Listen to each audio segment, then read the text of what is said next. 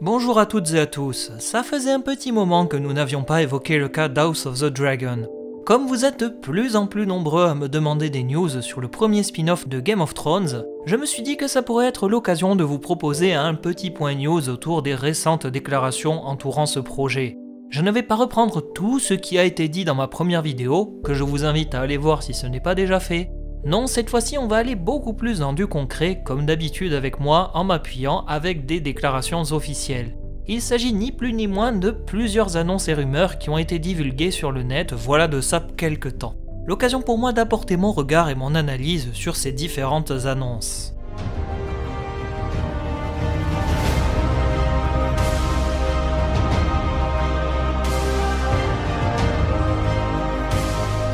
On commence par le plus important. Casey Bloys, le patron d'HBO, s'est exprimé en janvier 2020.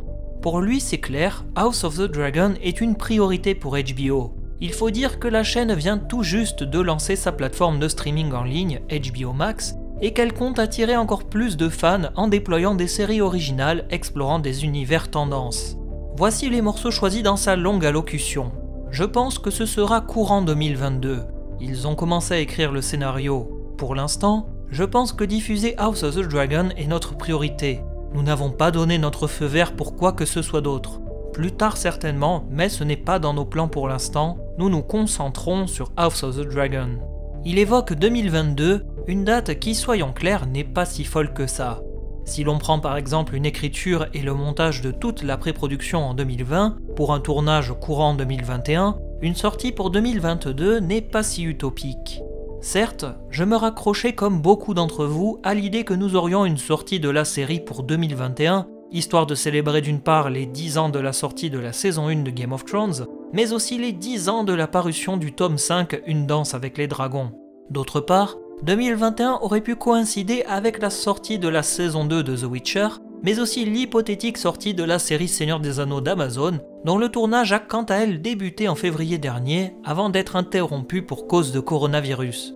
Mais comme ces deux séries sont plus en avance par rapport à House of the Dragon, il est fort à parier qu'elles arriveront bien avant. 2022 peut paraître très éloigné, mais d'un autre côté je préfère qu'ils prennent le temps de bien faire plutôt que de vouloir sortir quelque chose en toute hâte pour surfer sur la vague.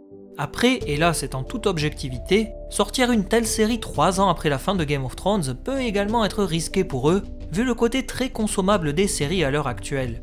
Les fans pourraient s'être totalement désintéressés entre temps.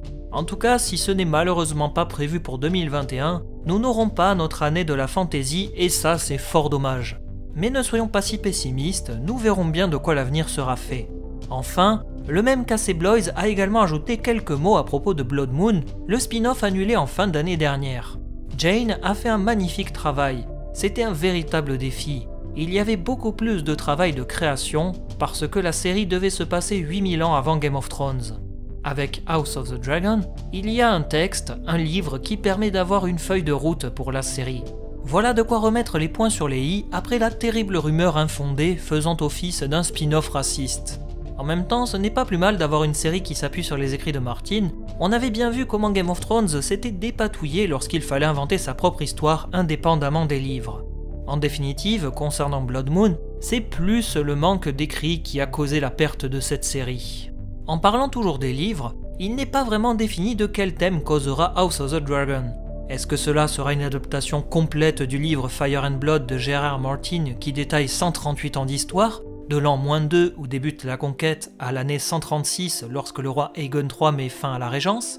Va-t-on avoir une série concentrée seulement sur un moment clé comme la conquête d'Aegon ou bien la danse des dragons? Il est toujours aujourd'hui difficile de l'affirmer, bien que nous pouvons d'ores et déjà écarter l'idée d'une adaptation de toute la dynastie des Targaryens, vu que J.R.R. Martin n'a pas publié Fire and Blood 2. Bon, en réalité, je vous l'avoue, il y a bien je dis bien une info que je suis allé vous déterrer exprès pour cette vidéo. La seule déclaration qu'on peut relier à une piste sérieuse sur un thème en particulier date de fin octobre 2019 de la plume de l'auteur lui-même. En effet, Martin avait déclaré lors de l'officialisation du projet, je cite, « Si vous souhaitez en savoir un peu plus sur le sujet de la série, eh bien je ne peux pas vraiment, mais vous pourriez peut-être prendre une copie des 2 anthologies que j'ai faites avec Gardner Dozois, Dangerous Woman et Rogue, puis passer à l'histoire de l'archimestre Gyldayn Fire and Blood.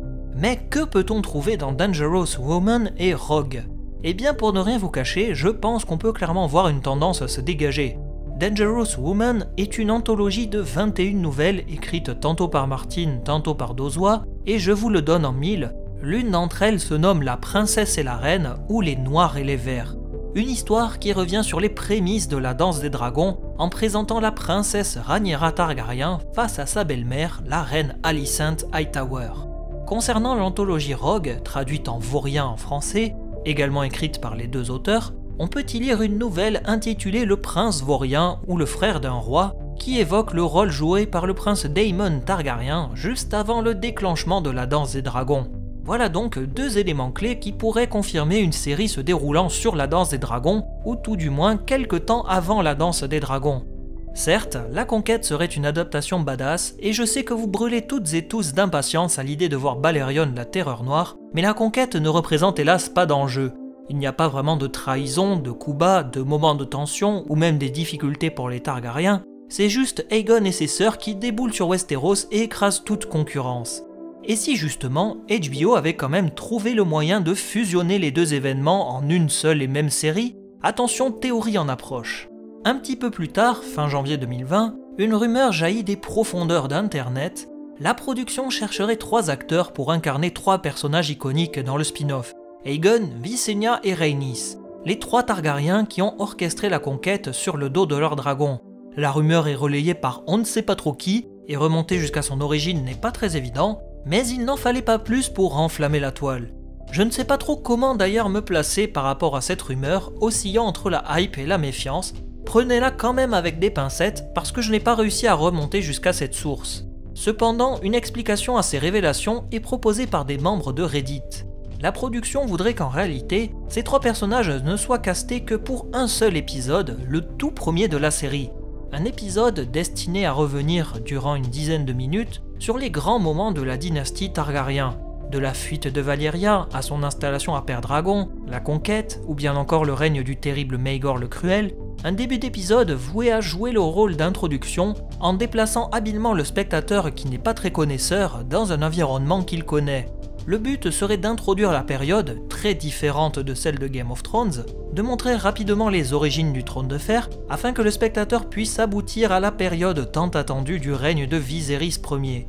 Je ne veux pas trop m'avancer, mais on pourrait très bien imaginer une première saison se concentrant sur les derniers instants du règne de Viserys Ier, sans doute pour poser les bases de la future danse des dragons dans la saison 2. L'idée qu'un maître puisse également raconter l'histoire aux petits-enfants du roi pourrait être là aussi choisie. Cela justifierait le flashback introductif, permettrait d'avoir une voix off expliquant le contexte et les personnages, comment en est-on arrivé à la situation à ce moment précis, mais aussi ancrer le spectateur dans un récit direct. Cela pourrait nous offrir une introduction semblable à celle du film de Peter Jackson, La Communauté de l'Anneau, où l'elfe Galadriel nous raconte l'histoire de l'anneau afin de nous immerger dans l'intrigue et les récits de Tolkien. Je ne sais pas vous, mais en tout cas une telle éventualité me hyperait au plus haut point. Pour conclure, venons-en à évoquer la dernière déclaration en date sur la série. Nous sommes en avril 2020, J.R.R. Martin s'exprime à nouveau sur son blog dans un contexte de pandémie mondiale l'obligeant à rester confiné chez lui. Outre le fait qu'il profite de cette période de confinement pour poursuivre l'écriture des Vents de l'Hiver, le 6e tome du Trône de Fer, l'auteur a donné quelques informations sur le développement du spin-off. Il a de nouveau confirmé qu'il n'était que le producteur de la série et non rattaché à l'écriture des scripts, se concentrant pleinement sur l'écriture du prochain livre. Il a aussi rajouté que l'écriture d'House of the Dragon continuait en cette période de confinement, confirmant là aussi que la série avait une saison complète de commandée, une saison de 10 épisodes. Martin va même clôturer sa petite allusion à House of the Dragon avec un message énigmatique concernant les productions d'HBO. Quant aux autres trucs dans lesquels je peux ou non être impliqué, je pourrais vous le dire, mais alors je devrais tous vous tuer. Est-ce que l'auteur vient de nous teaser l'existence d'autres projets de la chaîne, notamment dans l'univers du Trône de Fer? Ce n'est pas nouveau, on sait qu'au moins 5 projets étaient à l'étude à la base, avant d'être réduits au nombre de 3, suite à l'annulation de Blood Moon et d'un autre. Qu'en est-il du projet Empire of Ash? Aucune idée, nous ne savons même pas si HBO prévoit d'ores et déjà d'autres séries pour suppléer House of the Dragon, ou bien s'ils attendent de voir les retours de cette dernière avant de se lancer. Comme je vous avais dit en début de vidéo, Casey Bloys semble vouloir prendre son temps et focaliser tous ses efforts sur House of the Dragon en premier lieu. En tout cas, une chose est sûre, 2020 va être une année de travail et de réflexion pour la chaîne américaine, et il est fort à parier que nous en saurons plus dans le courant de cette année. Comme d'habitude, comptez sur moi pour vous tenir informé de ce qui se passe autour de la série. J'en profite à nouveau pour vous inviter à me rejoindre sur mes réseaux sociaux si ce n'est pas déjà fait, comme Instagram et Twitter, et je vous laisse méditer sur tout ce que je viens de vous annoncer. Bon courage à vous en cette période de confinement, et à très bientôt, salut!